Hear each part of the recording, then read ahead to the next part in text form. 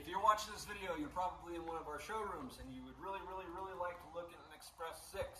So first off, please accept my apologies. One, for not being able to see it in person, and two, for having to listen to me for the next few minutes. Because what I'm going to do is the next best thing. I'm going to try as best I can to walk you through this and experience this for the first time, and just kind of see what it would like to be around an Express 6. So for starters, some of the things I noticed that are kind of cool on here is, if you don't mind coming in a little bit here, on the dash. So when we start off, this has an electronic braking system just like our other RXV type vehicles that you can look at while you're there in the showroom. You probably hear some clicks and sounds when we turn that on. So when we control the forward and reverse, that all happens right here on the dash. When we're set to forward, if I go forward, I'm going to push down the pedal just a little bit to go forward, maybe 6 inches or so. You hear that click from the back. Once it comes to a full and complete stop after about a second, you hear that click again. That's the brake locking, so you couldn't move it if you wanted to. Also here on the dash, we have the horn, and we have some headlights. Something that's kind of cool about this, down in the cup holders, when you do the first click, these turn on, these little blue lights inside there. The first click does daytime running lamps in the front. The second click brings it all the way on. Matter of fact, let's see what that looks like from the front. Again, if we do the first click, it does, I think it's rings, if I'm not mistaken. Yeah, it turns the outside ring. And you do it a second time, it turns the full headlight on. Let's see. Beyond that, this has the commuter package, which has some kind of cool options on there, some nicer wheels, some nicer seats. There are 3 seat options that are available there. This color, by the way, is flame red. If you're curious how this is going to fit inside your garage, just for frame of reference, I'm 5'10", so this is a little bit above my head here. Figure this is probably just over 6 feet, maybe 6 foot, a couple inches over 6 feet in the back.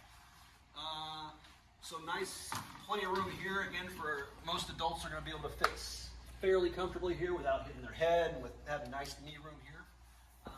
Beyond that, if we go to the back, our back seat is folding, converting, so you can use it either for a seat for adults to sit on, or if you want to use it for utility, this folds over and creates a nice big flat bed. In addition to that, they have this storage area. They call it a storage area. I look down here in the bottom and I see what looks to be a drain. To me, that's a cooler, but hey, to each their own. So I believe it could be used for that if somebody wanted to use it for that. We have cup holders on the back as well. And if another question sometimes folks will ask, for the interest of space, they want to know if this is foldable, if you can get up out of the way. If I'm not mistaken, there are some pins. Yeah, you know what? I take that back. This is pretty well the fixed length. This is what you can expect. And that should be on a spec sheet that is going to be on a sheet in the showroom. Let me see. Beyond that, I mean, that's kind of the quick once over. Oh, one more thing I want to go over really quick on the dash is the IntelliGauge. When the cart is all the way off, we have nothing right here. When we turn it on, it'll fire up and it'll say IntelliGauge. And this is a state of charge meter slash speedometer. As soon as we start driving, as soon as we start moving, that converts over into a speedometer.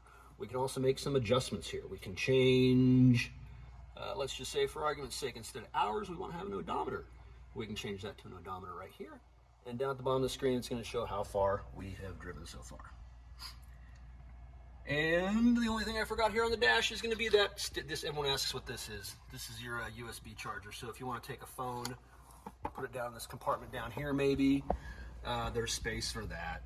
And of course our glove boxes with a little extra room, they are locking. And I believe, I'm trying to think if there's anything else I noticed as I'm walking around this. Of course, the windshield is folding, so if for some reason someone wants to put this down, you can take it and tuck it out of the way just that quickly. And if you want it back up, of course, it just folds right back up. But yeah, this is the EZGO Express 6. We're going to go one last thing. We'll look at the ELiTE battery. This one happens to be equipped with a 4.2 pack, which is the double range. Figure on these, that's going to be pushing 40 miles more than you should ever need. The question we'll get asked sometimes is if you need to roll this, if you need to take it and just move it when it's in neutral. You'll notice over here it says run storage and it says tow. It's going to stay in this position 99.99999% of the time. There's usually no reason to ever move it from that. If you need to move it for some reason, what you do is just switch it over in a tow. You hear that click from the back. That is the brake releasing. I'm going to set the seat down and we can roll it if we need to roll it. And aside from that, you know, the car is lifted. If memory serves, it's a 4-inch lift, but EZGO has what they call a mid-lift, which is 2 inches. This is slightly higher than that mid-lift. And I'm running out of things to say. Nice, comfortable, premium steering wheel. And that's all there is to say about that. So again, this is the EZGO Express 6 ELiTE. Sorry you have to listen to me talk about it. Talk to the person you're working with in the showroom right now, and they'll figure out when they can get one